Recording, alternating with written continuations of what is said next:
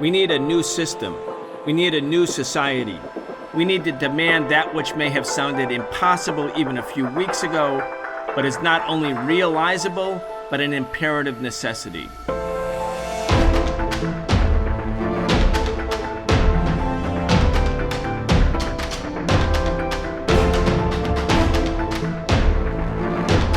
On Tuesday night, Donald Trump announced that he was running for president once again, his third effort to become president of the United States. Of course, he won in 2016, lost in 2020. He's announced that he will run again for the Republican nomination for 2024. We're going to talk today about what that means for U.S. politics. Welcome to the Socialist Program. I'm your host, Brian Becker. Today, we're joined by Eugene Puryear once again. Eugene is with Breakthrough News. He's with the Freedom Side, which you can see every Thursday with Rania, Khalek. He's also the host of the Punch Out, a daily podcast. Eugene, welcome. Brian, thank you so much for having me. Really happy that you're here, Eugene, because you've been following Donald Trump for a long time. One of the things that stood out, I think, in Trump's announcement, we're going to talk a little bit about what he said and what he didn't say. He didn't talk about 2020 as a stolen election, for instance. I mean, we'll talk about why he sort of avoided that topic, which has been his predominant theme in the last couple of years. But the thing that jumped out at me, and I know you've paid a lot of attention to this, is that Trump was presenting himself as the friend of the working man, the friend of the U.S. working class, that he is representative of the broad masses of people who go to work every day. But if one thinks about Donald Trump's legacy, either as a capitalist real estate developer, a mogul, a so-called billionaire, maybe he is, maybe he's not, and his time in the White House, his record shows that he's anything but a friend of the working class. So I think it's important, because this is Trump's message, to talk about the real record of Donald Trump. No, and I think it's critically important because the mainstream media, I mean, there's so many things we could say that could indict the mainstream media in the United States. And I think that from my point of view, this is one of the most unbelievable fallacies that the media has allowed to, in fact, grow and, in fact, promoted themselves. This idea of Donald Trump as the pro-working class guy, the Republicans as the working class party. But, let's just look at the record. Let's look at the facts. I mean, you almost don't even know where to start. It's so ridiculous. And it shows also how working class issues aren't reported well. But, you look at a presidency like Donald Trump, at least about 60% of America are working parents who need access to some form of childcare. And the United States is one of the countries that stands alone and having no national paid leave of any sort. So the Trump administration and the Republicans were trying to speak to this reality, because the Democrats, of course, are constantly raising this point, although never doing that much about it. And they said, well, we're going to propose our own paid family leave proposal. But the crux of that paid family leave proposal is, in order for a working parent, a working mother, a working father, a working family to be able to get this paid family leave, they would have to give up some of their Social Security benefits. So essentially, to get paid family leave, it's to cut Social Security. So robbing Peter to pay Paul, if you could ever say that about anything. So that's clearly an anti-working class policy. Donald Trump also, under the aegis of his National Labor Relations Board and his Labor Department, and it's worth noting that the NLRB general counsel under Trump is the guy who was one of the key figures in breaking the PATCO union during the Reagan administration in the early 1980s, which of course has historically been held up as the starting gun of this massive anti-labor offensive, much of which we're still living under today. But in this space, one of the things that they did is in something called the Joint Employer Rule. Now, the Joint Employer Rule is a rule that was instituted at the behest of low-wage worker unions that says this, essentially. Big companies like McDonald's, who operate heavily over franchises and make a huge amount of profits from those franchises, but they claim the franchises are their own businesses. So when workers say, well, we want to raise, the people who own the franchises, and sometimes they're lying about this, but let's just say it's true, they say, well, we're just a small business and we can't afford it. We're not actually McDonald's. And so then ultimately it means that the huge corporate Golden Arches conglomerate of McDonald's is not responsible for the poverty wages being paid to the workers at McDonald's. So the Joint Employer Rule says that if you are McDonald's, and as anyone who knows anything about franchises know, as the big corporate chain, and you control everything about how the franchise operates, what they offer, what uniforms people wear, all the different policies that are at play, that you are in fact responsible for the employee's wages from the profits you make. And thus, it made things like the Fight for 15 and the huge number of low-wage workers in this country made their struggle a lot easier to wage, because it meant that the big corporations for whom they're generating sky-high profits would then actually be legally required to pay them higher, not poverty wages, which previously they were not. So Donald Trump came down on the side of employers not having to do anything about the poverty wages of their employees as long as they classify them as employees under franchises.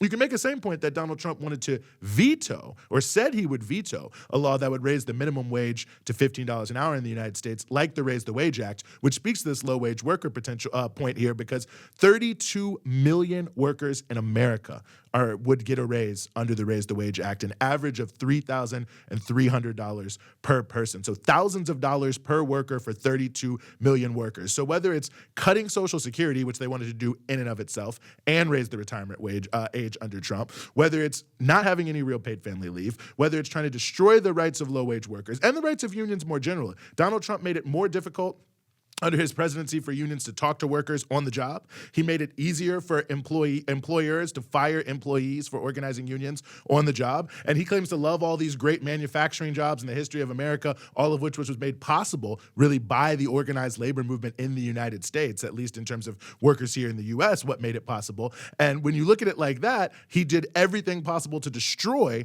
that entity, even though it was, one of the key factors in this era he claims to be an era of great prosperity. There's a lot of things you could say about all those different things, a lot of caveats, but as you can see down the line, almost every single policy enacted by Donald Trump was an anti-worker policy. And just to put a fine point on it before we move on, when you look at the big issue that Trump said, I'm going to bring back manufacturing jobs, not only were there fewer manufacturing jobs at the end of his presidency than the start, and this is the crucial point, because some people say, well, what about COVID?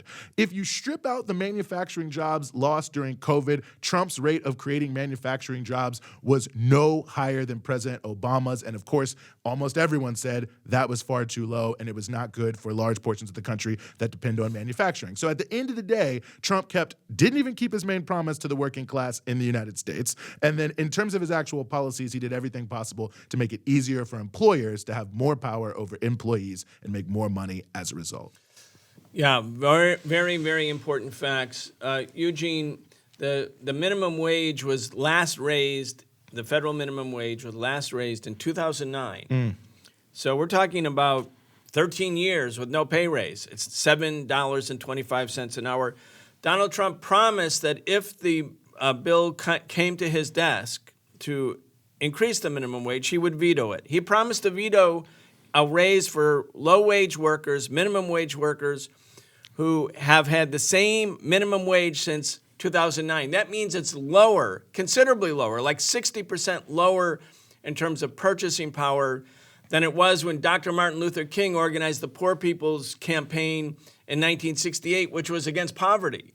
So poverty wages were the thing that Donald Trump wanted to maintain. There was another feature of his presidency, again, since we're on the working class and Trump's demagogy about being a friend of the worker. And again, it's not because we're for the Democratic Party. We're going to talk about the failure of the Democratic Party in a minute.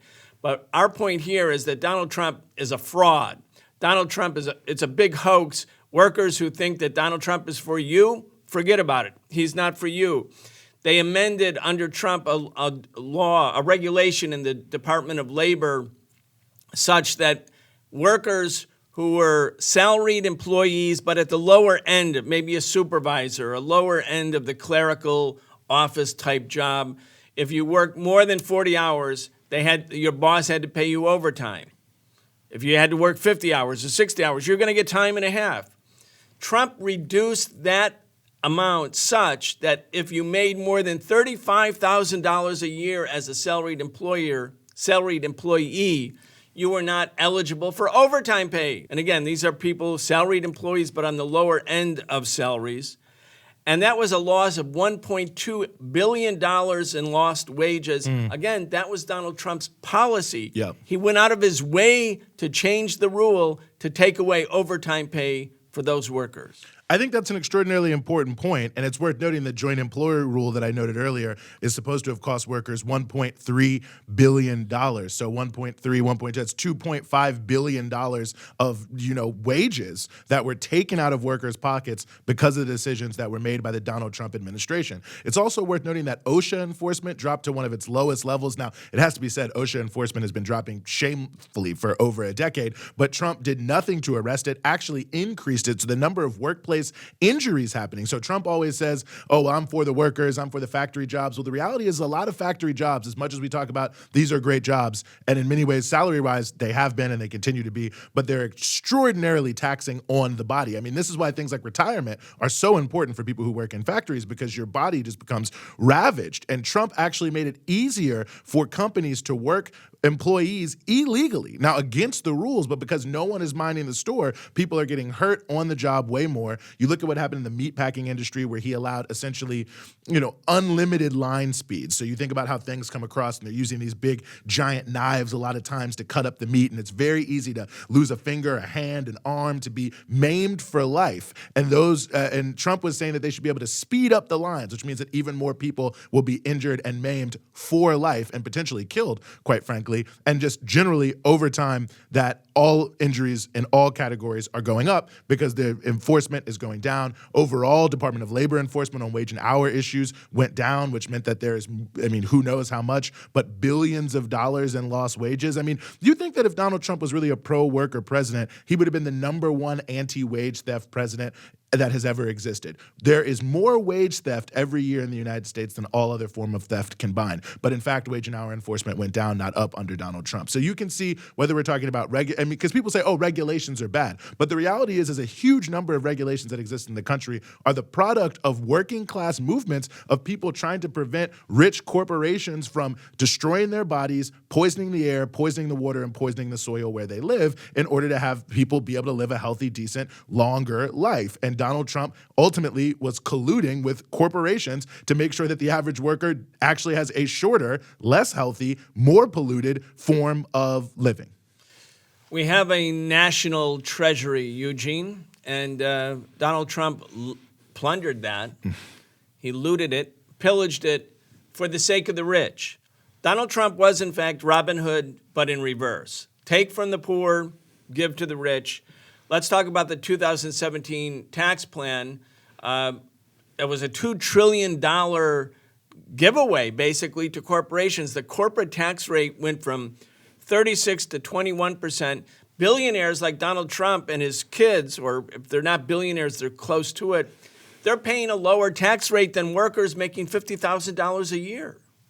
I think it's a very good point you make. Trillions of dollars in terms of not just cutting the rates themselves, which is obviously the key element of this giveaway, but also finding different ways to game the system even easier. They made it easier, for instance, for, quote unquote S corporations, pass-through corporations, which is, there's legitimate reasons for why you would have that, so I don't want to get into it, but it's a way that a lot of, corporations are gaming the system. This issue of depreciation costs, which is something that you can deduct from your taxes. So you own a factory, you can deduct the amount of depreciation on the machinery in that factory, but that's been well known for a long time to be kind of a black hole in a way that corporations are often manipulating the tax code to pay below the statutory rate. And so on all these different little loopholes, you see them making them larger, creating new loopholes. In some ways, the main thing they addressed was the so-called, the limit on your state and local taxes or what you can write off. And, that was, in fact, a way designed to kneecap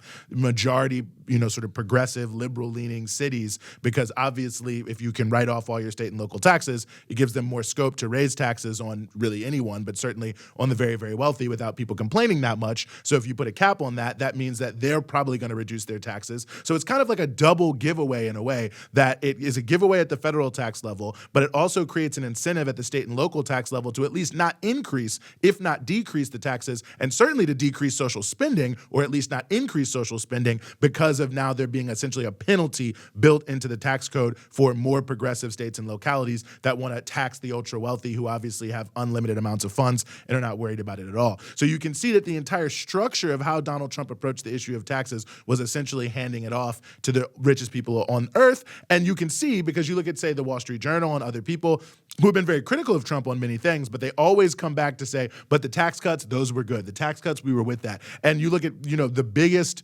anti-Trump people, the Lynn Cheneys of the world, and they'll say, we voted with Donald Trump 98% of the time. And a lot of the stuff he did, like the taxes, that was good. And so that's really the universal thing you can see that the ultra wealthy and certainly the vast majority of the leadership of the Republican Party can get on board with, is that these tax cuts were basically good, which says something about not only Trump's appeal, but the Republicans' appeal and who they really represent in terms of the core interest of them as a political party. One of the funny things about Trump's speech when he announced his next run for president was he was bragging about how the House of Representatives had come back, that Trump candidates in the midterm elections won, that it was a great sort of wave. That's not true. Yeah. That was not a red wave. That was maybe a red trickle. I don't know, but definitely not a red wave. One of the points that the Democrats argued, and I don't know, we may have it as part of our clip here, what Joe Biden was arguing was that the Democrats did lose the House, it appears. We don't know with certainty, but it appears that they lost, but not because of a red wave, but they lost narrowly. And Biden is boasting on Twitter. He said, we lost fewer seats than any other Democratic incumbent at a midterm election in the last, 20 or 30 or 40 years. I can't remember the exact quote.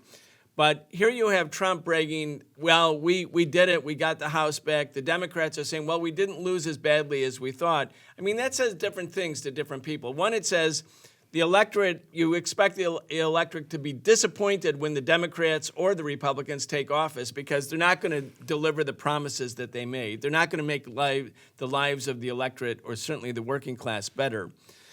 In the case of the Democrats, it really is phenomenal because they had so much going for them. I mean, Biden beat Trump by 7 million votes. Yes, it was narrow in the Electoral College in some states, in Arizona, in Georgia, Pennsylvania, but the popular vote, he won by more than 7 million votes.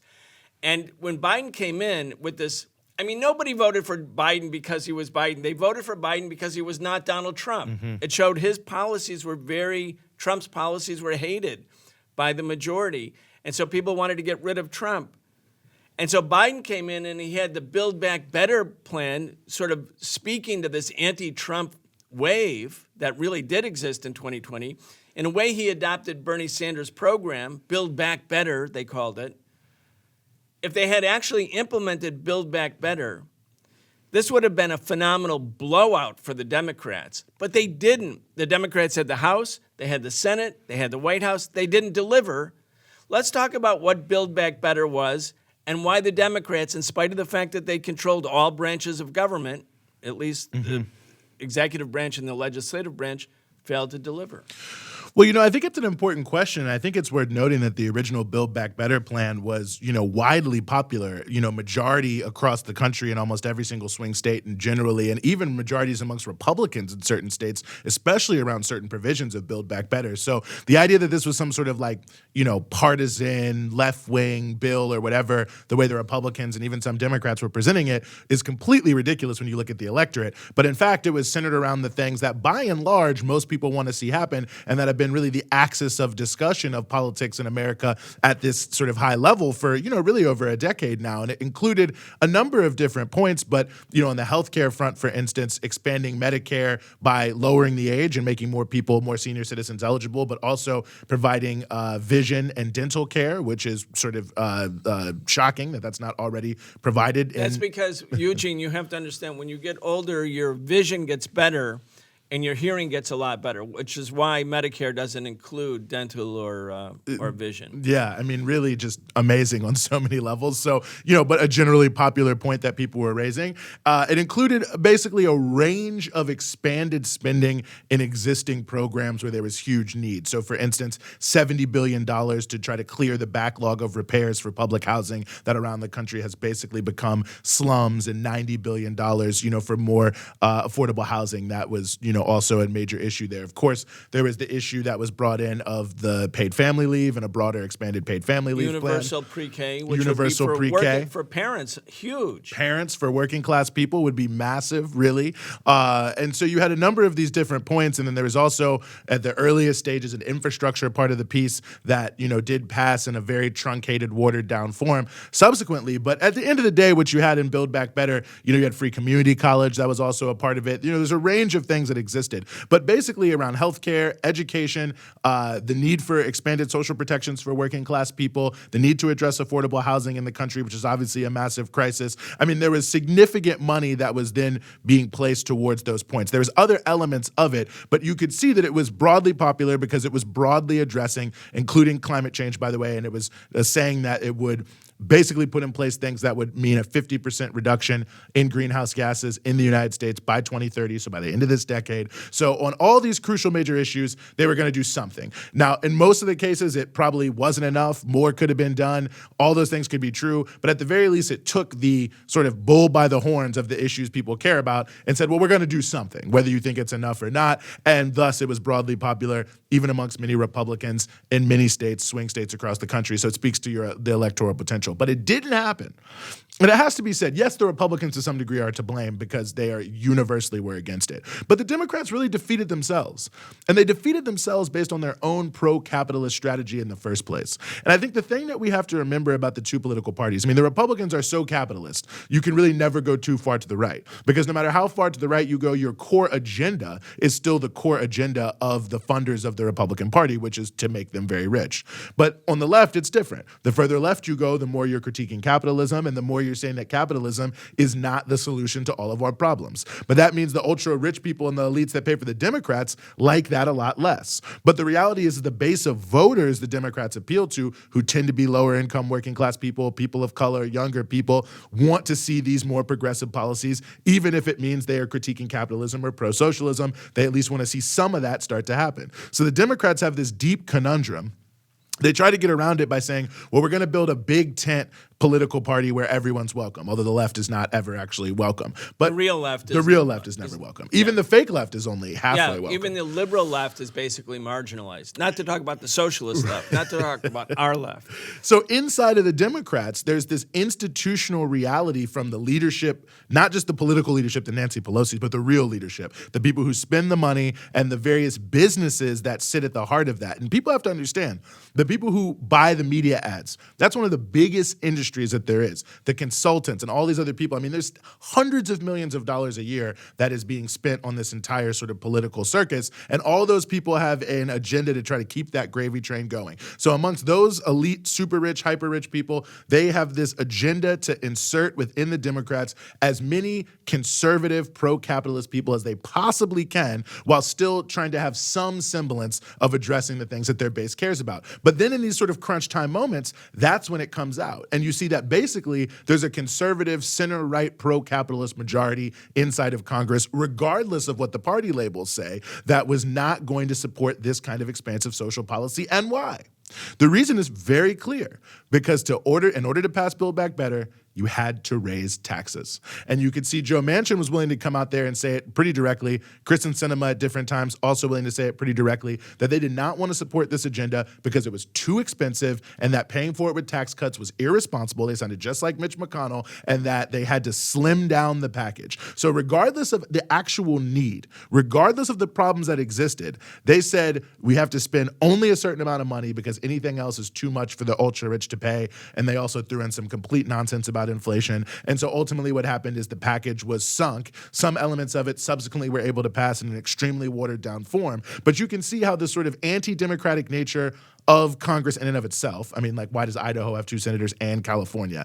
Plus this sort of core capitalist elite control of politics sort of conspired there to create the broader space by which Build Back Better was totally unable to pass, and the Democrats ended up looking completely feckless, holding the bag. But I think we have to, a lot of people who are for the Democratic Party, I think, have to understand this differently. They think the Democrats are just feckless. They're idiots. They don't know how to do anything. That's totally false. It's not that they're not, I mean, maybe in some senses, maybe some of them are idiots, maybe some of them are feckless, but this is actually how they want it to work. They actually prefer for it to work this way, to where the sort of right wing and center right wing controls the center of gravity in politics so that they can discipline those in their own party who want to see them go further. And then they can say, well, look, half the country is for the far right. Not true, but when you have this anti-democratic election system, it looks that way. And so they can say, well, what are we supposed to do? We can't do this, we can't do that. And it creates this entire mentality by which they can discipline people, but they want this to happen. They prefer this to happen, and they go out of their way to engineer the most conservative Democratic majorities they possibly can to make sure that they won't actually have to carry out a lot of the things they're promising people they'll do. I think we should sort of help people who are watching this and who think, well, look, the Republicans are awful. They're a racist party, openly racist. That's true. Openly pro-capitalist, true. Openly pro-rich, pro-reactionary, all true. So the Democrats are like a social democratic alternative, not perfect, but an alternative of a social democratic type. That's also false. The Democratic Party is not a social democratic party. If the Democrats were this party, the U.S. Democratic Party was in Europe, for instance, it would be considered a right party. It would be considered sort of like the Christian Democrats in Germany, except a little bit further to the right. Mm-hmm. And people should really understand this, that not only is the Democratic Party addicted to militarism and war and endless war spending, and as you can see now in the case of the Ukraine war, an expansion of the war rather than a negotiated end of the war, but in all ways they have turned their back and rejected even a capitalist/social democratic program, because when Obama became president in 2009, in January 2009, after the 2008 election, he said he wanted to do something about the fact that 50 million people didn't have health care, couldn't go to a doctor when they were sick. Mm-hmm. So he could have proposed Medicare for all, single payer, a national health plan, which isn't still quite social democratic, but getting there. And he said no. And I think Obama said no to single payer because no other part of the Democratic Party establishment would have gone along with him. Mm-hmm. He would have been sunk on that. He knew that. So he adopted a Republican plan, the Affordable Care.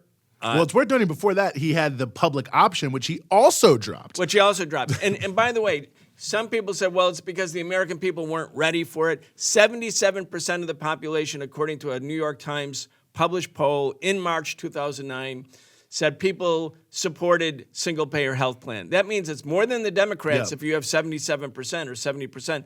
A lot of Republicans would have thought, yeah, this is good. We're going to have a national health plan. I'm not going to go bankrupt because my kids got sick.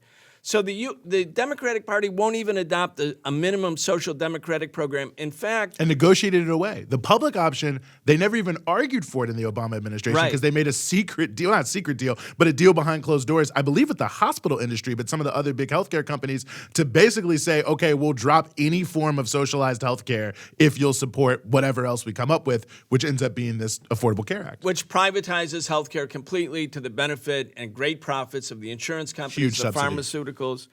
So that's a situation where in U.S. politics, the Democratic Party actually marginalizes and demonizes these social democrats. There's a handful of them, Bernie, the Squad, AOC. Those people are basically marginalized. Sadly, parts of the so-called left focus their attention on this minuscule liberal wing, social democratic wing of the Democratic Party, which is obviously flawed. We're not social democrats, but why focus on them when they're a tiny minority? The Democratic Party is just a straight-out right, capitalist, imperialist party. But in American politics, the Republicans are so far right that the Democrats appear to be somewhat to the left. But it's not the left. I really want to make that point because the way the Democrats are going to campaign against Trump, the way they campaigned against Trump after he became president when they did Russiagate and tried to and succeeded at diverting the grassroots, organic, people-centered resistance to Trump's reactionary policies into this reactionary, anti-Russia, pro-war channel, which ultimately actually has helped and contributed to the war in Ukraine, in fact. Anyway, let's talk about that. No, I think it's a good point. I mean, the reality is the worst case scenario for the Democrats is to actually have to do what their voters want to see done because they know that's what's going to start to mess it up for them with the donors. And you can actually look at the states like California, New York, that are 100% dominated by Democrats, and you can see how few things they deliver for even at that level when, again, they often have supermajorities, they often have total control. So it's a very similar sort of reality, and there's no excuse of the Republicans at that moment. You can certainly see the way Andrew Cuomo ran the state of New York, I mean, where he actually engineered Republican victories or independence in order to make sure that he could keep pushing these right-wing policies. But even without that, in a state like California, which has total Democratic supermajority, so-called liberal as governor, you could see a number of things, for instance, a number of bills that would have improved the situation for farm workers in California did not make it. I mean, we could go on and on, but the point I'm making here is the leadership of the Democratic Party is a group of capitalist individuals that are deeply tied to the same capitalist elite cabals that control the Republicans too. Sometimes it's like different founders of the same company. Like you look at Renaissance Technologies, one of the big Wall Street companies. One of the founders is a big supporter of the Republicans, Mercer. The other one is a big supporter of the Democrats, Simons, And so it really is just like that. And so sometimes people get married to each other, the leaders of the Democrats. I mean, literally. No, of course. You look at obviously Mary Matlin and James Carville, but I mean, you could make another example, Alan Greenspan and Andrea Mitchell. I know Andrea Mitchell's a journalist, but you can see these elite level connections, just like, we're in Europe or something in 1300. It's the dynastic reality of how people in the same class marry amongst one another and how that spreads power in and of itself. But at the end of the day, the Democrats have to appeal to people who are disaffected by the Republican program. So they have to put a face towards the working class. They have to put a face towards workers, but they don't actually want to have to go that far. So they have to find a way to discipline their own voters. And the easiest way possible is for them to play up the elements of conservatism in their own coalition, to make it easier for those people to win, to support them in primaries. I mean, let's not forget John Fetterman, who is one of the best performing Democratic candidates in this midterm. They tried to destroy him, the Democratic establishment. They tried to sink him. And everything they said to sink him has proven to be totally false. But it just gives you a sense that this is not a mistake. It's not fecklessness. It's not them dropping the ball. It's not Democrats loving to lose in the most general sense. It's that they don't want to win convincingly because the way to win convincingly ties their hands in terms of their ability to serve the elite corporate agenda. And they don't want to do that. The people who are making money off of them don't want to do that.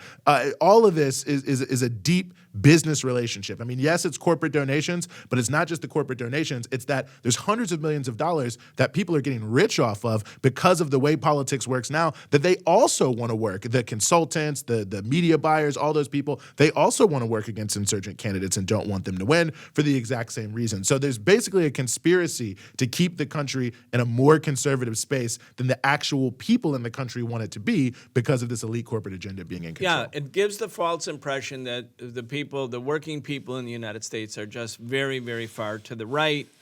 That's not true. I mean, the U.S. has some of the most dynamic, far-reaching social movements of the last 100 years, at least in the industrialized world, have taken place here in the United States. But what's missing is a socialist party. What's missing is an ideological center. What's missing is a political rudder to sort of navigate through this weird kind of politics where everything is dominated by a far, far right party and then a party that's a little bit less far right but still basically center right.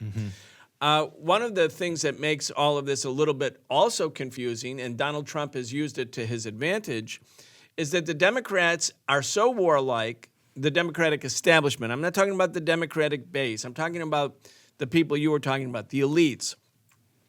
They love the war in Ukraine. They made the war in Ukraine happen. They pushed, as you and I have talked about 10 times, they pushed Russia into a corner knowing that a military counteraction by Russia was likely. They didn't try to stop it. They didn't say, okay, let's now negotiate. They just no, let's send more and more and more weapons to Ukraine, knowing that the likely outcome of a Russian military intervention would happen. And that made them happy too, because it's good business for the military-industrial complex. It puts Russia on the defensive. It strengthens America's hold over Europe. Now you have Donald Trump in his presidential announcement speech the other night, Eugene, where he said, now we have the danger of nuclear war. And you and I have talked and said, yeah, the nuclear war danger is actually growing. So Trump, who's not anti-war, has never been anti-war, is only demagogically anti-war, is able to present the Democrats as playing chicken with Russia on nuclear war. He also made the argument that I went and met with Kim Jong-un twice, the leader of North Korea, and during the entire time he was president, North Korea didn't do another nuclear test because North Korea was actually eager for better/normal relations with the United States.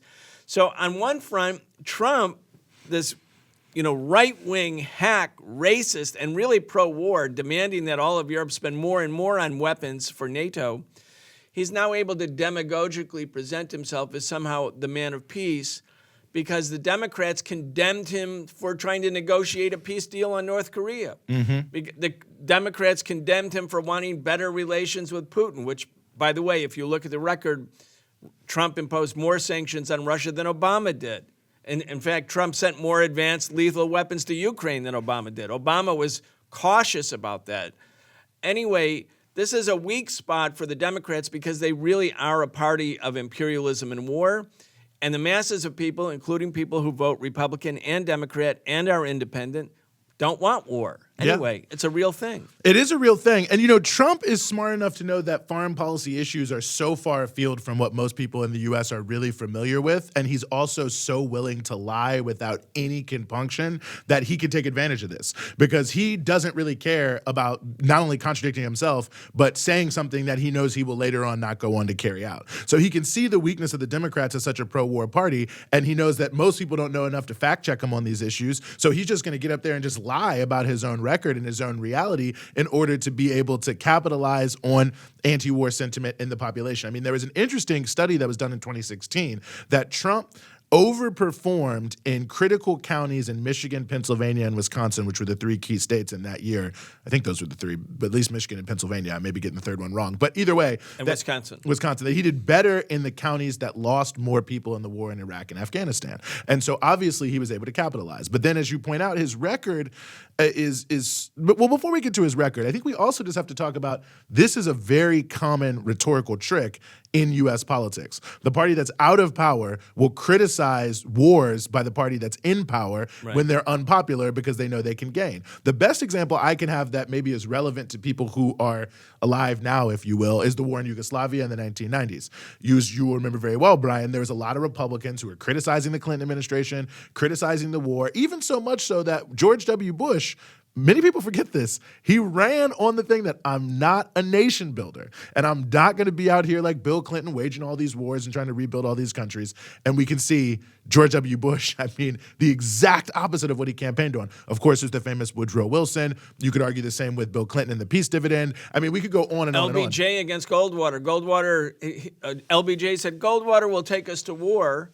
And then LBJ came in 1964 and sent 500,000 troops to Vietnam. Yeah, Harry Truman turning around in the Korean War when, allegedly we were ending war, United Nations, everybody's coming together. So, that's one thing people just have to recognize. There's a magician's trick in U.S. politics around war and militarism, and it's designed to fool you. And yet again, as you point out, some people in the so-called left have, in fact, been fooled by this, but I encourage people, don't be fooled. But when you look at Trump's record, you can see the reality. You pointed it out very well about Ukraine. And what's equally important to me about the Russia sanctions issue is anytime Trump was criticized, he's supposed to be so strong and so tough. Anytime he was criticized on Russia, he turned around and dropped some new sanctions. He was so weak he couldn't even defend himself. And he was always turning around and responding to the criticism by saying, oh, well, I've sanctioned Russia. But as you said, sending the lethal weapons, which Obama refused to do. So sending those lethal weapons was a big step forward. To Ukraine. Yep. To where we are today. It was a big step forward in pushing us closer, and certainly something that I'm sure the Russians were considering.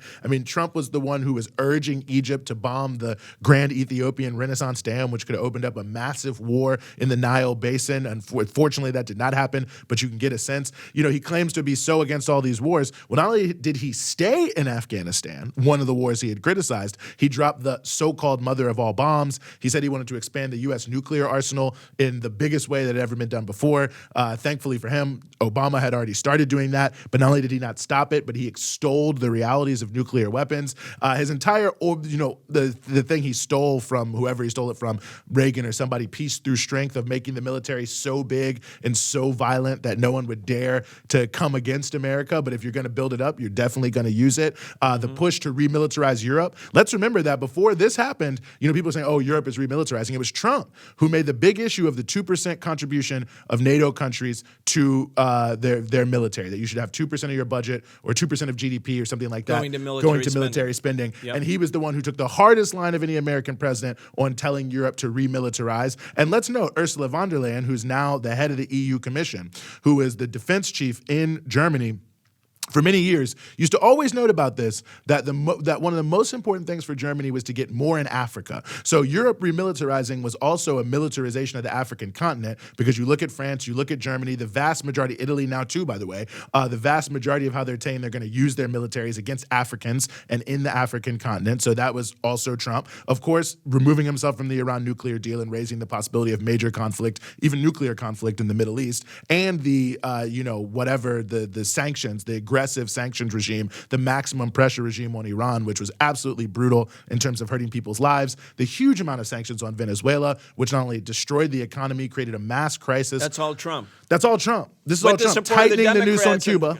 But I think it's so important that we're saying it, because some people who hate the Democratic Party establishment for good reason are now glomming on to Trump and pretending or accepting his pretend anti-war peace credentials. Yes, 100% pretend. And even the DPRK North Korea issue, where I have to say was one of the few issues where I think Trump was making a correct move. It's not like this is novel Trump. I mean, he's out here saying, I did X, Y, and Z. Trump was basically negotiating the same thing that Bill Clinton did with Kim Jong-il, that Jimmy Carter did with Kim Il-sung. And like all three times, it's almost impossible to make any sort of peace as it concerns the Korean Peninsula, because it's so key and core to the U.S. attempt to totally control Eastern Asia that the powerful interests behind it on both parties just collude massively anytime you move in that direction. But, it's not as if this was a new thing that can be attributed to Trump's novel genius on diplomacy. He was just picking up where the last, the sort of attempt to do this left off. And so, at the end of the day, when you really look at Trump's sort of proposal, oh my gosh, how did I leave out the biggest one? Trump has been the number one promoter of the new Cold War with China. Yep. Obviously Obama did the pivot to Asia, but Trump added the just very explicit racism to it, rhetorically amped it up, turned China into an even bigger enemy, certainly than anyone before him, and was really the progenitor of this idea that the U.S. has to do everything possible to go after China and try to contain China and to hobble China. He put sanctions on China on multiple different levels. And let's not forget, everyone points out the Nancy Pelosi trip as being, uniquely saber-rattling. Her trip to Taiwan. Definitely true that it was saber-rattling and probably the highest level yet. But let's not forget, under Trump, Alex Azar, the head of the HHS, went to Taiwan also to rattle the saber against China. That it was, I think, one of the very first things he ever did with the intercession of former Senator Bob Dole to increase the amount of weapons and money going to Taiwan, which right after the election was considered like, oh my God, look at how Trump's turning towards Taiwan, this so-called porcupine policy of Taiwan. All of that was being aggressively promoted inside the Trump administration. The man took no action whatsoever against the national security state. So-called anti-deep state, they're all collaborating against Trump, this, that, and the third. Trump didn't do anything to reel in the Patriot Act, didn't do anything to try to reel in Section 702, didn't do anything really of note whatsoever to stop the massive spying apparatus against people here in the United States and around the world being waged totally unlawfully and completely outside of constitutional protections by the NSA, by the FBI, by all these other people. The only time Trump cared about the national security state is when his own friends got ensnared in it. And really not when they got ensnared, but when he got worried they might say something negative about him to some sort of, legal panel that then, he's complaining about the deep state and this, that, and the third and the abuse of the FISA process. But that was all secondary, because the reality is as much as it's true the FISA process was abused in Russiagate, in many, many different ways. Trump never once spoke out against this Section 702 that governs the FISA court. Never once. And it comes up for reauthorization all the time. He never once spoke out about any of those pieces or provisions or whatever it may be. So a total fraud, a total huckster. I mean, this is Donald Trump. I mean, have people forgotten who he is? Of WWF Hall of Fame? I mean, this is who the guy is. He's a showman. He's a huckster. No one ever knows how much money he's worth. His businesses oftentimes appear like shell games. The guy's constantly on TV, art of the deal. I mean, his entire persona of what we've always known Trump to be since the 1980s when he came on the scene is exactly how he has run the presidency. He tries to sell what he knows people want to buy. He knows there's a ton of working class people in this country who are in serious pain, that there are a ton of people who are sick and tired of the endless war machine, and that there are a ton of people who know, rightfully, that the only reason they're in a ton of pain economically and there's this huge war machine and there doesn't seem to be anyone coming to help is this deep, super elite cabal. So Trump sells himself as an alternative to that. Sadly, some people believe it, but the record doesn't bear out anything like what he claims to be. And let's also, every one of us, remember that when the nationwide uprising against racism happened following the killing of George Floyd, the sickening, disgusting, cavalier murder of George Floyd by Derek Chauvin, and people went to the streets in Minneapolis. You were there. You covered it for Breakthrough. Nationwide uprising, 25, 30 million people came into the streets. What was Donald Trump's response? This man who says he's against the, quote, deep state. He wanted to invoke the Insurrection Act. He wanted to carry out martial law. He wanted to use U.S. military operations against the battle space, which was, of course, the cities of the United States. And I don't just mean big cities, big, small, medium-sized cities. The people of the United States who were protesting righteously against racism were the targets of Donald Trump. Eugene, as we start to wrap up here, you can't but notice that the Wall Street Journal, the right wing of the ruling class, Wall Street, they love Donald Trump's tax cuts. They were all about it. They have an editorial saying, Trump the loser, get out of the race, don't run. They make the point that Trump, even though he narrowly won the Electoral College in 2016, the Republicans lost in 2018. They lost in the presidential election in 2020. Now they basically didn't succeed with what they thought they could with the midterm elections. That Trump's a loser.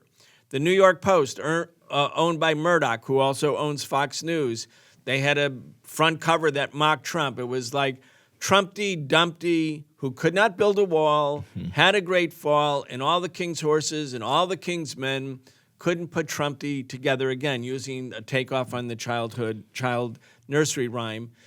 A big part of the Republican Party would prefer DeSantis at this point because Trump is a loser, not because they reject his policies. They like many of his policies, but Trump himself is only about Trump. The January 6th, insurrection, that was about keeping Trump in power, not about keeping the other elites in power. He wanted to stay in power. He was willing to sort of commit the cardinal sin against U.S. bourgeois politics, which is to challenge the peaceful transfer of power between the two ruling class parties. Trump sort of ignored all of that in his presidential announcement speech. He did start, by the way, as you pointed out, attacking China, making that a keynote. But anyway, the Republican Party establishment, a big part of it, I think, would like to get rid of Donald Trump, but he has a big popular base, so it's not that easy.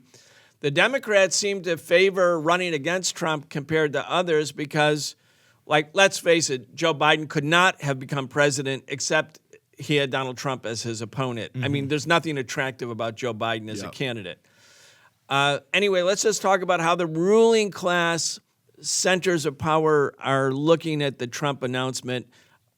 I think many of them would have been very happy if he didn't announce. No, I think that's very true, that many of them would have been very happy. And I think, there's a number of reasons. I mean, I think, one, Trump is so rude and crude, I don't know how else to describe it, that he makes any policy associated with him more toxic. So even if the policy is, even if it's good, it seems toxic if it comes from Trump. And certainly if it's already bad, then it's going to seem even more toxic. So Trump it alienates such wide parts of the population that then it creates the possibility that the things they want to see happen, the tax cuts, the other pieces, get more opposition than they might not normally. Now, they obviously get a lot of opposition, but someone who's, let's say, a upper middle class person, maybe go both ways, maybe kind of soft, been voting Republican for a while, but they hate Trump for all of these sort of non-tax cut related reasons. They'd benefit from the tax cuts, but maybe they say, well, look, I'll put someone in there like Biden. He might raise the taxes a little bit. Maybe he'll keep them the same, but at least we won't have all this, rude, crude, craziness, chaos, whatever happening. So it means that the core of the Republican policies that people like the Wall Street Journal, the Rupert Murdochs of the world want to see,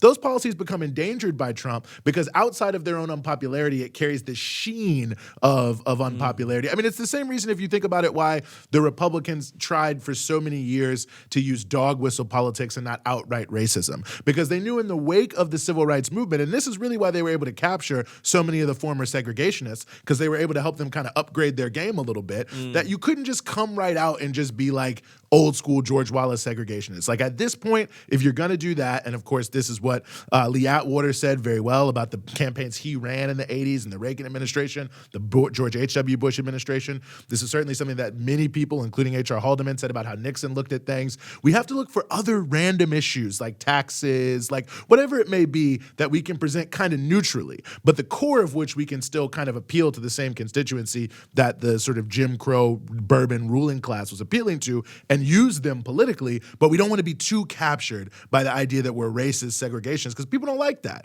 And even people who might be with our agenda on taxes or some of these other things, abortion, whatever it may be, they might not be with us if they thought this was some sort of straight out segregationist thing. So Trump kind of brings that back. I mean, you look at his campaign launch, which was extraordinarily racist towards Mexican Americans and other immigrants, and the way he's addressed the issue of quote unquote crime in America, which is a continuation of the demonization of Black America, particularly young Black males. You look at the sexism and the patriarchy that he just exudes and celebrates. I mean, all these negative factors about Trump that, huge parts of the population, people who are not white, women, others who are deeply offended by, it then attaches to everything else. So I think that's part one of why a lot of these establishment figures don't want Trump. It's not that they don't like a lot of his policies, but they don't think he can sell them in a way that's convincing, because it relies essentially on mobilizing a certain kind of white grievance politics that clearly, as we can see from the midterm elections and the 2020 election, has a ceiling and also has a counter-mobilizing effect on people who feel threatened by it.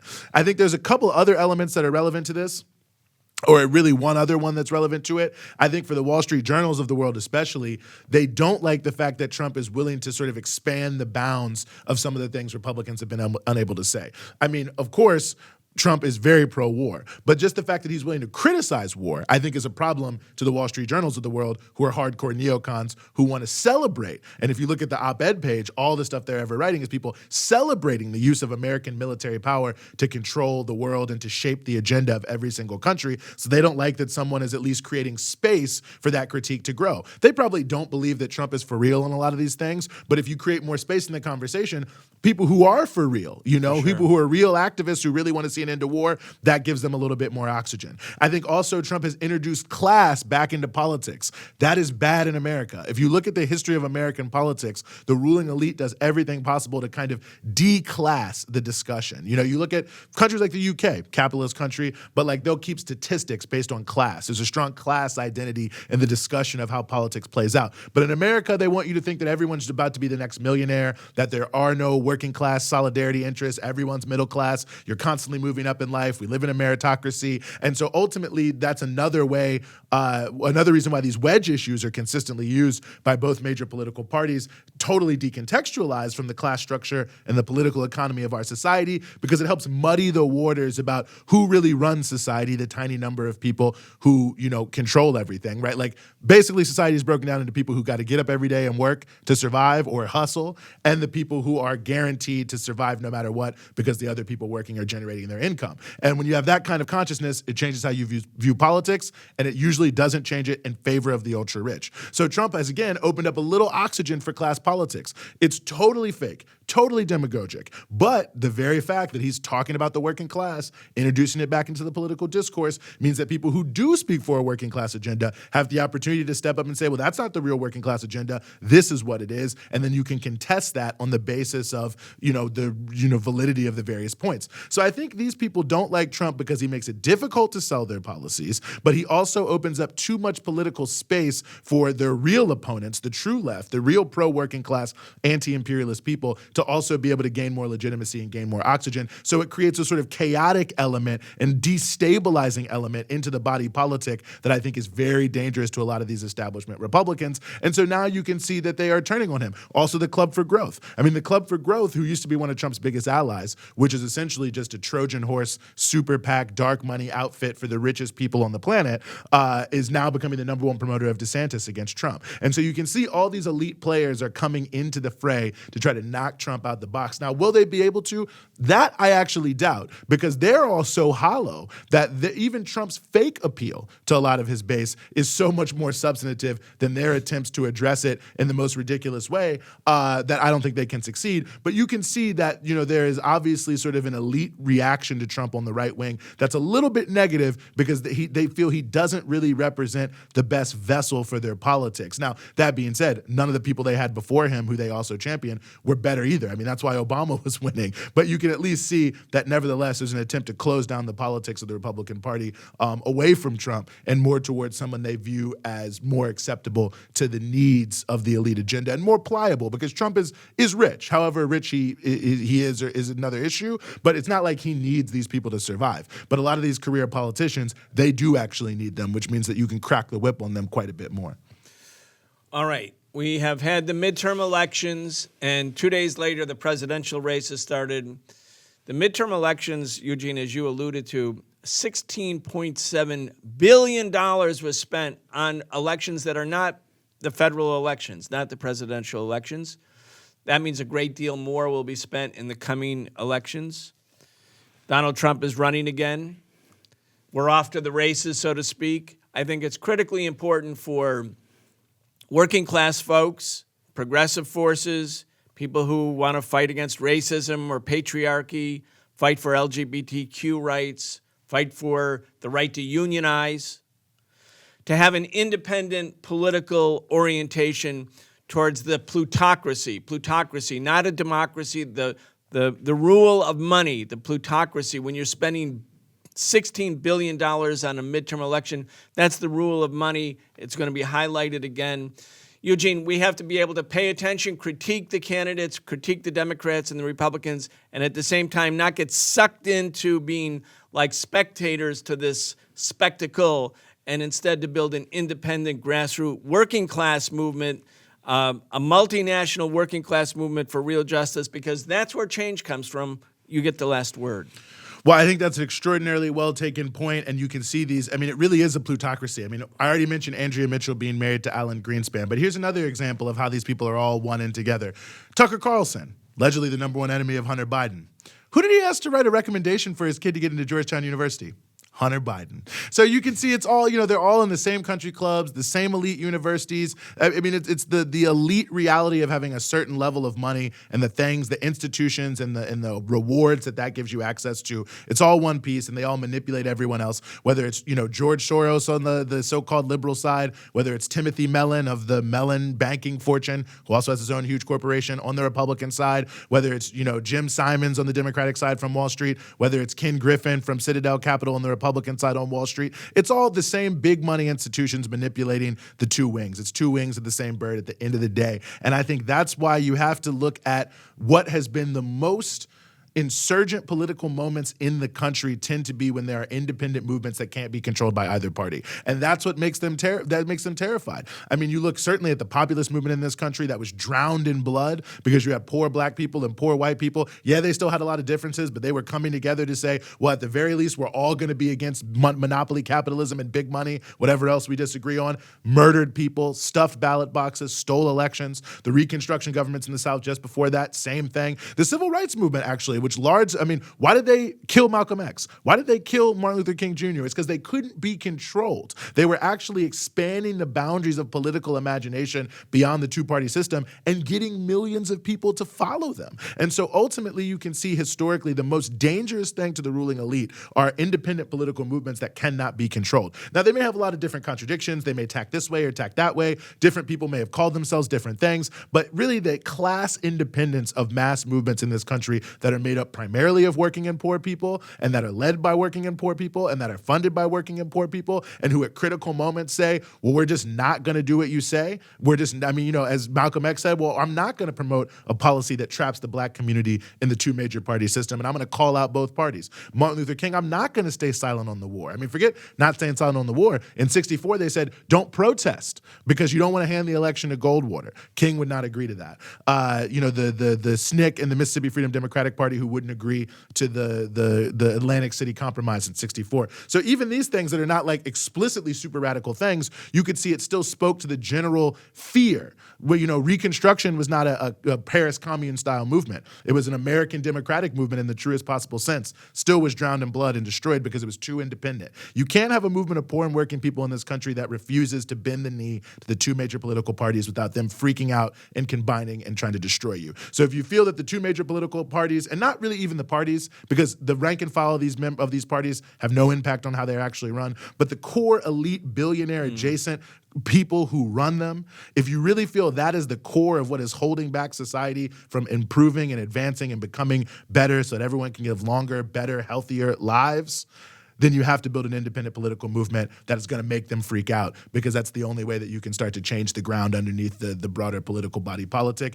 to move things in a better direction. Eugene Puryear, thank you. Thanks for having me.